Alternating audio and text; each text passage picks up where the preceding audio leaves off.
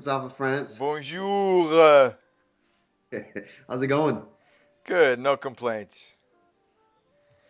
All right, so I guess the topic today that we picked is a pretty rich and substantial one. Today we're going to talk about relationships. And that's a big one for everybody out there, whether we're talking about marriage or children, family, friends. We've all had the challenges and the wonders of relationships. One of the things that often happens as you start evolving and changing is relationships. Some of them you kind of have to let go of. Others, you form new relationships with new people. And one of the key things for me for relationships is realizing if you picture, a little diamond with thousands and thousands of little sides, essentially you're going to have anywhere between zero, I guess, but at least one. And up to dozens or hundreds of reflections with other people. In other words, um, relationships are actually, I think, one of the fastest paths for personal growth because not only they show you all the good things about yourself through whether people will tell you, but most importantly, they'll show you all the stuff you don't like about yourself. One of the main things that you'll see in the literature out there, or the podcasts or what have you, is if something triggers you in someone else, chances are it's something inside of you that's triggering you that happens to be present in that person as well. Hence the diamond analogy here. And each person is going to have different facets in common with you. So one person might be impatient, showing you your own impatience. Somebody might be rude, showing you your own rudeness or whatever else it may be.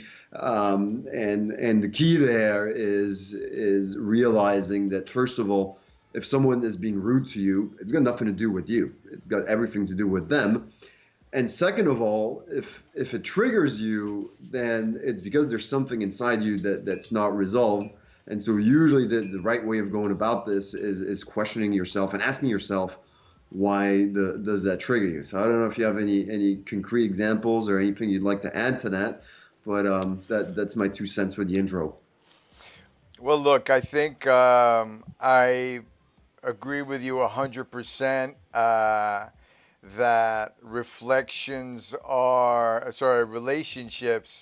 are a mere reflection of us in many ways. And as soon as you started talking, I started thinking about the majority of my love relationships with women growing up because my model for the feminine were my mom, my sis, my grandmother, and my aunt, really, who were beautiful women, loving women, but they all have had an emotional ceiling, at which point, if that ceiling was passed, then all bets were off the table and the shit would hit the fan. So I would always attract women that were beautiful, the sex was great, but then emotionally I couldn't trust them. And they would, time and time again, they would prove me right by creating an unsafe and what I used to call eggshell sort of environment for me to try to commandeer, and you can never win that. I could never win that. I could never resolve what was inside of them, uh, because that's their work. Do you know what I mean? We're all Uh-huh. responsible for our own fucked upness, and so what I would do is I would pick women, and not only women, I would pick women, business partners that were either emotionally unhealthy or somewhat abusive. And, it took me many years to realize, kind of put two and two together through my journey of self-discovery that I was, first and foremost, it's not their fault for being who they are. I picked them. So I have to take a certain amount of responsibility for the choices that I make. But, for example, with my wife now, after my last unsuccessful relationship, I made a conscious choice to start visualizing and feeling the feeling of what it felt like to have a woman in my space. And I'm talking about, like, I'd go to sleep at night and I'd just lie there and I'd imagine what it would feel like to have an emotionally healthy woman lying next to me. No hanky-panky or anything. Just the feeling of having someone there that I could trust emotionally. Right. And after about 6 months, look, I thought she was going to be an Iranian girl that I was going to meet here in LA because I was like all into my race and Iranian's the thing to do. I had no idea I was going to go fucking France to a New Year's party in 2010, 2011, find her and get drunk at a New Year's party and fall in love with this chick. But my wife, look, I'll say this. Marriage is not easy. Relationships aren't easy. They're tough as nails. You got to work your fucking ass off. You got to compromise. But my wife is my best friend and the first emotionally healthy woman that I've ever been in a relationship with. Yep.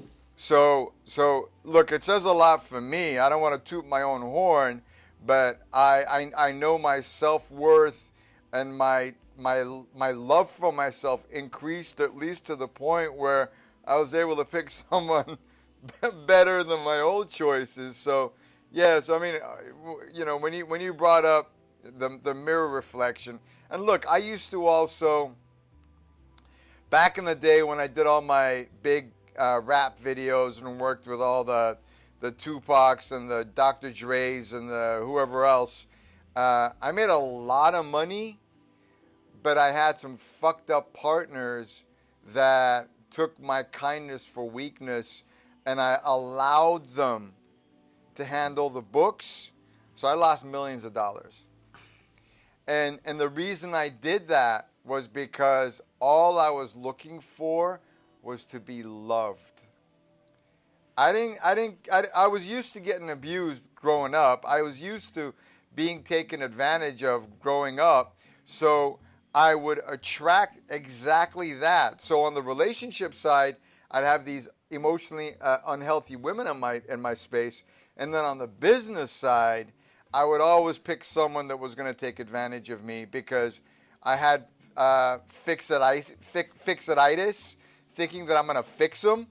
The Gobi's pure love is going to make them see the light and they're going to stop doing their shenanigans. Fuck that. So I, again, had to take responsibility for surrounding myself with negative energies that took advantage of me. But it also gave me an opportunity to grow. And finally, when the button switched and I clicked and I realized that was just a reflection of me or a lack in me that was allowing me to choose those types of people, then I did a bunch of house cleaning. I got rid of all of that. And I can safely say now that the people in my milieu, the people in my environment now are people who are emotionally healthy. They are spiritually healthy. And they're all on the path of transformation. And look, I still have to deal with fucked up family energy, but now I have healthy boundaries. Well, you don't get to pick them. No, you don't get to pick them. But I sort of have healthy boundaries now, where my buttons are my button. Look, like my mom, I love her to death, but she can say one thing, and all of a sudden I'm the 6-year-old kid again, and I just want to I want to yell and scream. But I'm better with boundaries now, and my buttons are not pushed as easily. And now when I pick people to work with, I do my due diligence, and I'm not coming from a place of lack emotionally when I'm making the choices. Because first and foremost, obviously, when you're making business decisions, yeah, it's good to check in with your gut, but you don't want to make your decisions solely with your emotions. There's got to be some analytics and logics, involved with it as well. So, that's my that's what you inspired me to share. Yeah, well, on the topic of women, isn't it funny? I mean, I think we've all had, especially in the young years, those crazy loves where it's like and you just fall madly in love. I mean, my very first girlfriend, I was so in love with her, but she had her own issues. I wouldn't go as far as saying she was batshit crazy, but some of the later ones that I met, I did meet a few of them, and surprisingly enough, the ones where the sex was just the most amazing were the craziest ones. Because ding, ding, ding, ding, ding, ding, ding, ding, ding. Get the tinfoil hat. And I think usually those ones, and I'm not pointing any fingers or creating any stereotypes, but they're really raw. Like you can tell their heart is like on their sleeve, and so the passion is just it's like nothing you've ever felt before until the next time. But the ones that are unhealthy, and that goes for men as well. It's not just a woman thing, but because we do have that male female energy, all of us. So our female energy also has that same dynamic as well. It's in the middle, and my male and female energies are actually completely reversed because my mother was the male role in the family, the one screaming at me and disciplining me, and all my friends were actually afraid of her. She's German. All my friends used to call her Herr Colonel because whenever she was, she's a meter 60, she's pretty short, but she's like a black belt Aikido woman. I mean, she doesn't fuck around. Everybody was scared of her, and my father, who had me very late. He was 56 when I was born. So obviously I lost him already, but he was the very gentle, so when my mom would scream at me, I would go to my dad and be like, oh, David, come here and hug me. So the male-female dynamic for me was always kind of reversed. But going back to this, the batshit crazy one that just have this just intensity and the sex and everything and the passion is just unbelievable, somehow are also the ones that it's very, very hard to build an actual working, long-lasting relationship with. And I think that also has to do with, in society, the image that we have of what a successful, quote unquote, successful relationship should be. And Hollywood has a big part to play in this because for Hollywood, the perfect picture is that passionate thing and everything is wonderful and you're traveling all around the world and you share all these passions and all you're doing is fun stuff. Yeah, that's Hollywood. Reality is like, especially once the kids kick in, it's about cooperation. It's about, learning to rely on each other's strength and learning to be complementary for each other's weaknesses. I'm not saying this as a truth, but that's my own personal relation. I've been with my wife since 2001. We met in 2001, so that's 17 years. We've been married since 2006, so that's 12 years that we've put up with each other now. And I think that, something as simple as support is really underrated in how you should, quote unquote, rate or mark a relationship, the ability for each other to be there for the other when one's down, the other one picks up, and when one has fears, the other one is here to alleviate them, and vice versa. Just the day-to-day mundane stuff, and even stupid stuff like, okay, your wife does maybe the laundry and you do the dishes or the cooking. Just simple stuff like that. It's completely underrated. but that's also part of a healthy relationship. Huge. And so I think people got to get it out of their heads, and I mean, and there's a lot of good coaches out there, but I've seen some, coaching, relationship experts that work as a couple, and they've been married for like a year and a half or 2 years. And this is not to like undermine anybody out there. I'm not giving out any names or anything, but honestly, I'm not going to take advice from someone who claims to have a perfect relationship when they've only been married for a year, and they're not going to share any of the crappy times. Anybody who tells me they have a successful relationship and say everything's always been perfect, I'm not going to learn anything from them, because you don't learn from the perfect side of things. You learn from the challenges, and yes, I think the key to a successful relationship is, first of all, dropping any expectations of what that relationship should look like, and just taking it for what it is, and stop with the Hollywood bullshit and the fairy tale thing, because fairy tales are fairy tales. Yeah, I mean, look, you touched on a lot that sort of resonated with me. I think after I'll in December I'll have been with my wife for 8 years, so I feel that we've passed our 1 year mark. So I can give some advice, and I can share some wisdom. I think it's all about compromise. It's all about compromise. It's all about doing the little things that seem mundane, yet they get you brownie points. I think it's some of the adages, even though they're tough, it's better to be kind than to be right. I think that I try to do that a lot. It's very challenging for me because I sort of grew up in a black or white sort of an environment. There was never a middle ground. And through my relationship, I've learned that there are a fucking infinite number of grays in between black and white. So, Yeah. with my wife in particular, I think what we learned, I have the luxury that my wife was a marriage counselor in France, so she's got that psychology background, and we've sort of maintained seeing a therapist, not because we're on the brink of getting a divorce, but because we want our relationship to become better and better. So, I think there's a lot of stigma out there about, first and foremost, like, I've got some people that I know that on Facebook or social media, they've got a fucking beautiful relationship, but they've got some serious issues with some of their kids that are ruining the relationship between the husband and wife, because they can't sort of manage the kids.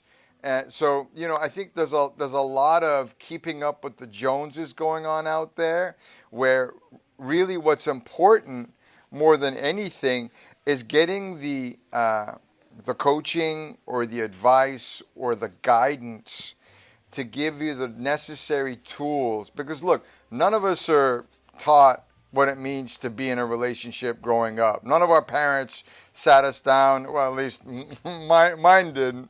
No one opened the book up and said, "All right, read all this, and this will give you a basis from which to have a healthy relationship." I never got that. And everyone's got a different book, so. And everyone's got a different book, and everyone has different trials and tribulations, or pain and suffering and abuse or whatever that they come from. But I keep wanting to go back to my relationship with my wife, to use that as a template. I think compromise, sort of, again, it's difficult to say, but unconditional and authentic love.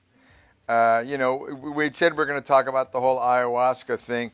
I sort of felt like me going and doing my work on myself has in some way made me a better husband and a better father, because I feel like I'm a little more loving to myself. Oh, here's the other thing that I was going to say.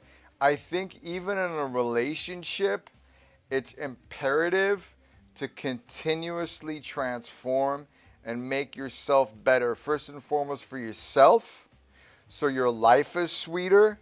But then I think, sort of by osmosis, that transformation spills into the space of everyone around you, be it your wife, your kids, your partners, your friends, whatnot. And, you know, I sort of see the dividends of being less fearful, less anxious, because then, you know, look, in the past I would get, look, I'm an artist. I was a great salesman when I was doing sales, but when I picked the arts as a profession, uh, you can be all over the place, especially if you're a freelancer and you're working on a big project one day and then 4 or 5 months of nothing. So I would go into an anxious spiral that would affect my wife and my kid. And then I realized that whatever I project and go through, I have to be very careful not to allow that to spill over to them. And especially now, because my wife's, carrying our second kid, I didn't even think about that with our first kid. I didn't think about the emotional stability, the lack of anxiety, and what that would mean to a mother that's nurturing a child in her. So there's just so much to think about, and so much that we can impact as individuals. I think we kind of touched on some relationships, but I think we can do a little more next time on the ones you can't pick. Yeah. Yeah. All right. So good talking to you as always.